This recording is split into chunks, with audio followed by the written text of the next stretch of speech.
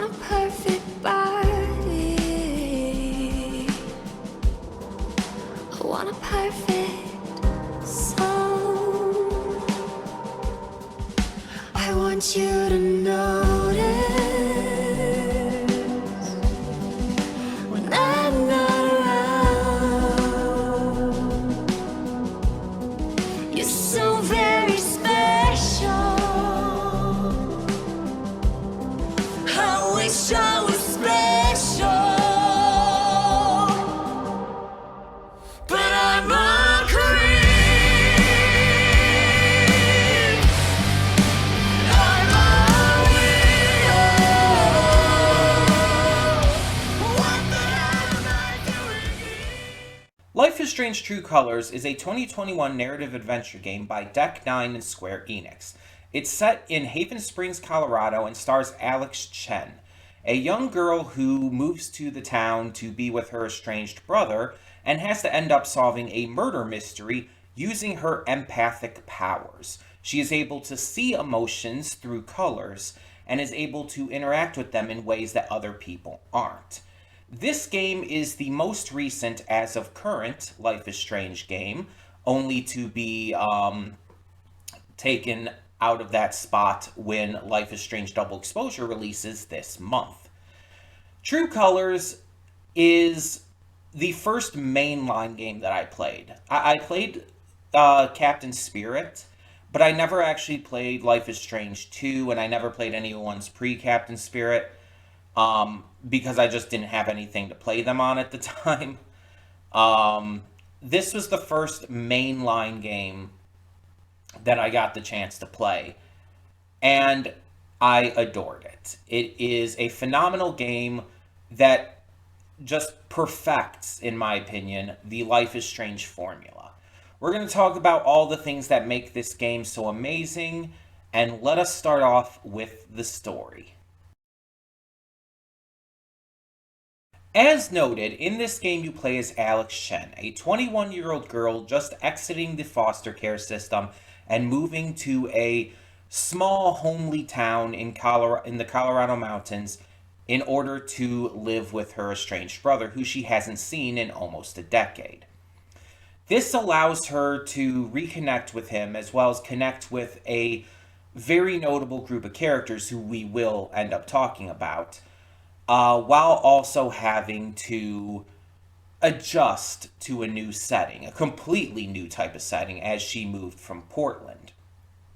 But while doing all of this, she ends up getting involved in a murder mystery and has to solve a murder that hits a little close to home for her. So the story of this game really centers on this town. A lot of games, a lot of movies, a lot of shows will have its fans often say the line, the town itself is a character in this. And I stand by that with this game. The town that you go through feels like its own living, breathing thing. And it allows the story to connect with you as a player that much more. The story is very deep and emotional, based on just the concept of the game, with emotions being like, the big mechanic in this one. And as such, it's a game that, unlike the other Life is Strange games, really gets you connected, I guess you could say, more intentionally. It's the entire purpose of the game. You're supposed to connect with the story a lot more. You're supposed to connect with the characters. And it allows it to really shine in a way that the previous games just didn't. The story itself takes a few twists and turns, but is delivered in much the same way as any Life is Strange story, through chapters. And it's handled exceptionally well. The pacing is great, the writing is fantastic, and just the story itself, the actual story concept itself, is really interesting. It really gets you wondering what's going to happen next, and what the choices you make lead to, and everything. And it's not like one of those games out there where the choices are exceptionally impactful and change the entire game, but it still feels like it makes a difference with the decisions you come to, at least to some degree. The story just really feels more grounded and well thought out than the previous games, and has a lot more depth to it because of that. But the biggest positive about this game is probably its characters. So let's talk about those next. True Colors has an absolute wealth of characters, and I would say it's the best cast of any of the Life is Strange games so far. The characters just have so much more depth to them, and because of, once again, the main mechanic of the game centering on emotions, you get to care about them in ways that you don't really have with the entire casts of previous games. The first game, you had a few characters you really liked and cared about, but most of the cast was just kind of there. The second game still very much did the same, and the little side games in between, etc. But this is the one where it truly feels like every character matters. Every single one. They all have their stories here in Haven Springs. They all have their arcs that they go through. And you'll still like certain ones more than others. Like, that's not to say that every character is super likable. Some of them are bad guys still. And you're going to really not like them by the end. But then there's some characters who you will just absolutely fall in love with. Characters who are not only just likable, but the true heart and soul of this game. Alex Chen, the main character, easily the best main character of the Life is Strange series. Like, I loved Max in Life is Strange 1. I like Sean and Daniel in Life is Strange 2. But Alex just feels so much more complete. She feels like there's just so much more put into her, and she feels like she's a fully realized character in ways that Max never quite got, in the ways that Sean and Daniel never quite got. And that's not to hate on those characters. Again, I really loved them, but they just never quite got as far as I felt they needed to. Alex, on the other hand, is like perfected in terms of her character arc, her story, her lore, her depth, her emotional personality and stuff. Everything about her is so well handled. The voice actress does an amazing job. It's just an all around great character.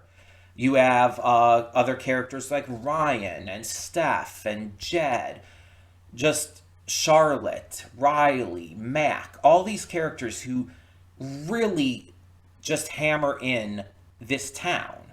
And like I said in the story part, the town itself kind of comes alive as its own character. As you play through the game, you get to know the town and get to see what it's been through, get to see all of the different ways that the people within it interact with it, how it has like these festivals and these get-togethers and whatnot. There's this one mechanic, like in previous games you had like a journal and stuff. In this one you have like this kind of social media platform where you get to like communicate with people from the town, and you get to see what they're doing, planning for, etc., etc. They'll like talk about like, oh, this is what's happening at the flower shop, this is what's happening for this upcoming festival, etc., etc. And you get to see just how the town interacts as a whole, as this community. And that's something that really makes it stand apart from locations like Arcadia Bay in the first game, or any of the locations in the second. It really makes it come alive in a way that the other games just hadn't really reached at that point. But all the characters, like I said, good and bad, really stand out. Getting to know their emotions and getting to see the kind of struggles they're going through, emotionally, physically, just mentally, it allows you to connect with them on a deeper level. Outside of Alex, who is my favorites easily. I also really like Steph and Ryan. Steph and Ryan are kind of the love interest characters you can choose between, and both of them are amazing. Steph is actually a returning character, having first appeared in Life is Strange Before the Storm. She's, I think, in only one, maybe two scenes, but while you're playing as Chloe in that game, you can actually play D&D with Steph. So, fun little thing there. But yeah, she's back. She's a main character in this, and she's amazing. Ryan is great too. He's so joyful, so kind, so helpful. Steph is delightfully nerdy. You have characters who are not as great, like Mac. You have characters who are complicated as all fuck, like Jed. And then you have Ducky, who is just an absolute pure joy every time he's on screen. Ducky is just so great. He's absolutely wonderful. Um, but not to go into spoilers or anything. There's also characters who are hateable, but in a way to where you can understand why they're hateable, if that makes any sense. But there's a lot more to talk about, and I think the gameplay really needs to be discussed when it comes to Life is Strange True Colors. While most of the gameplay in True Colors is about the same as the previous entries in this series, in which it's a narrative adventure, you go around, you interact with people and objects and everything, find clues, find information, etc., there is the new mechanic of emotions. Like I mentioned, emotions is massive to this game. It's kind of the main thing, the main mechanic. And the way this is done in game is that certain characters, certain objects you see while you're walking around will have a little flashing symbol. It'll be flashing up and down, up and down. And when you do that, you can hold a button to read its emotions. And you can read the emotions like in terms of objects that are centered around what has happened with that object. Like, oh, you see like someone kicked a hole in the wall. You'll be able to read that there was anger during that moment. Or you can read a person and see what emotion they're currently going through and basically read their mind in a way to where it's like you not only know like what they're feeling, but why they're feeling it. And the thing with Alex is when using these powers, if the emotions are strong enough, they can affect her as well. They will actively like influence her own feelings. It is the kind of pure um, viewpoint of an empath. The idea of like someone like being so empathetic towards others that they feel those emotions as well. This is like a superpower version of that. And it's it's heavy. It's very heavy because as you're playing this, because you're taking an active part in choosing to engage with these emotions through the mechanics, it allows you to become more entwined in them. It allows you to feel more affected by them, just like Alex is. And I think that's an excellent way to handle it. By making you actively choose to take part in this, it allows you to be immersed entirely in the concept of the game. And that's exactly what you should want with a game centering on emotion. There are different emotions you'll see throughout the game as well, and they'll be like directed by different colors, such as red being anger. You get the hang of it as you play along, but most of the game tends to play, like I said, like the other games do. So you'll be, again, looking for clues, trying to find information, putting things together, talking to people, etc., etc. Um, there's a lot to find, and you're definitely going to have to try to be as thorough as possible. But the new mechanic definitely elevates this game in a way that the others really haven't had since the first one, if I'm being honest.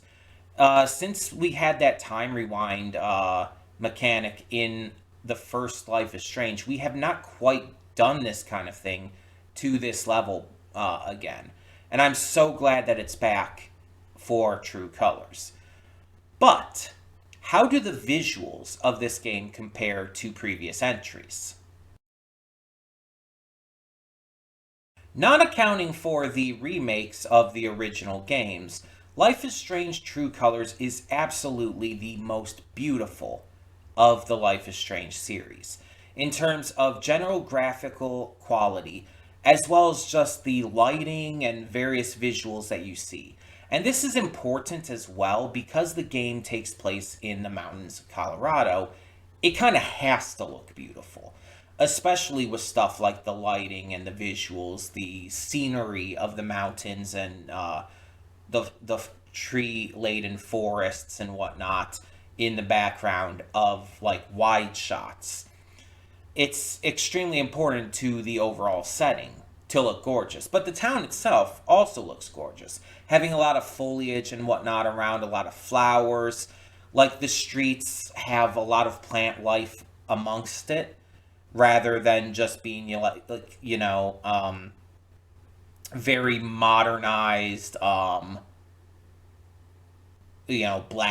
and shit. No, it's like it's almost like an old school village of sorts, and it really gives it this excitingly homely feel because of it. The character models have been improved on so much since the beginning of this series, while still somehow managing to capture the same style and quality of Life is Strange. Like you look at the style of the characters' models of how they look, and it's like, yeah, this is a Life is Strange game. But you compare this to like the first game, and even though the style is there, it's like it's night and day in terms of quality. And again, the lighting is so drastically better, just the way the backgrounds look, everything looks so much better. It is just an absolute improvement in every way. And you know what else is an improvement? The soundtrack. The Life is Strange series is known for really pushing forward a lot of indie music, or at least music that has an indie vibe to it. A lot of the music in these games will really feel not lesser in quality, but lesser in scope, lesser in scale. You're not going to hear like the big pop songs. You're not going to hear like major tunes until this game. Now, outside of Gorillaz being like the biggest name artist in this series up to this point in Life is Strange 2, again, all of it's been more indie tunes. But this game brings in quite a few big name songs, from Radiohead's Creep to Blister in the Sun.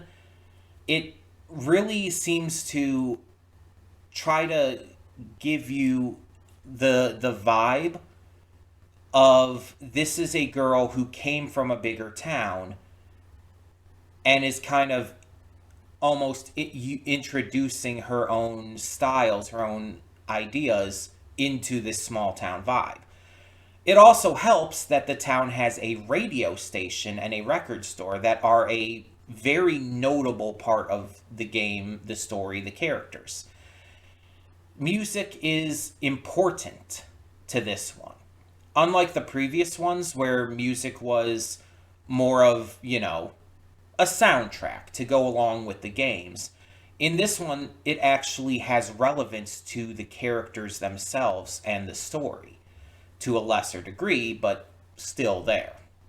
Music is very important to Alex, and you get to see at multiple points in the story her pick up her guitar and play some tunes. You get to see other characters jamming out to music in a radio studio. You get to see a lot of this kind of stuff throughout the game, and it really helps give it a whole different kind of life from previous entries. And again, the choices of music are really fun. They're good songs that really help sell emotions. I mean, Creep by Radiohead is an extremely emotional song. It really hammers in what Alex is going through at the point where she sings it. But I'm not going to get into too much else due to spoilers and everything. The music in this game is just, like, bar none, leagues above the previous entries. And it still does have more of the indie sounds as well that you're used to with this franchise. But overall, what do I think of Life is Strange True Colors? And why is it the best Life is Strange game? Life is Strange True Colors is my favorite game in the series by far, so far. It is just packed with emotion. The characters are so amazing. The story is amazing. It's it just feels like the Life is Strange formula perfected. Every part of it is just so many leagues above the previous entries, and that's as someone who really loved the previous entries and this series as a whole. This game really took it to a new level, though. And it is about to be surpassed as the newest game in the series, because later this month, Life is Strange Double Exposure releases. Double Exposure is the direct sequel to the first Life is Strange game, and we return to the perspective of Max Caulfield once again. It is a game that is not only exciting because it's another Life is Strange game with more of the modern graphics and mechanics and ideas that this series has really been set up for with the more recent entries, but it also brings us back to the beginning with the character who started it all. And it's promising to be just as good, if not better. I'm hoping that Double Exposure lives up to all the hype. Lives up to all the hype. Can't speak here clearly. And we will be doing a Let's Play of it on the channel. We will be playing through Double Exposure here once it comes out. That is a guarantee. And I plan to get it like right when it comes out too, so we'll be able to like start like week of with these. I'm very very hyped for it. I've only seen like the initial announcement trailer because I don't want any spoilers. But when I first saw that announcement trailer in the reveal, my mind keeps wanting to say direct, but I know that's not it. That's specifically a Nintendo thing. I think it was I can't think of what the word is, but you know, when it was first revealed and I saw it blind and everything, didn't know it was coming up, like I geeked out hard. And honestly, I hope it can beat True Colors as my favorite game in this series. I want it to be able to, because that would mean just a good game. And I'm I'm really hoping that some of the stuff that it's setting up that we heard from the initial trailer is only the tip of the iceberg with this game. That there's going to be a lot more twists and turns, that there's going to be a lot more big moments, and a lot more things that we just don't know about. Um, but I'm hyped. Life is Strange True Colors is my favorite Life is Strange game as of current. It does everything right. It improves on everything from previous games, and it's just so much better in pretty much every way. And that again, I love the previous entries, but yeah. And hopefully Double Exposure can continue that trend and be my next favorite. That would be the hopes. So thank you all so much for tuning in. Let me know your thoughts on Life is Strange True Colors in the comments below. Let me know how hype are you for Double Exposure.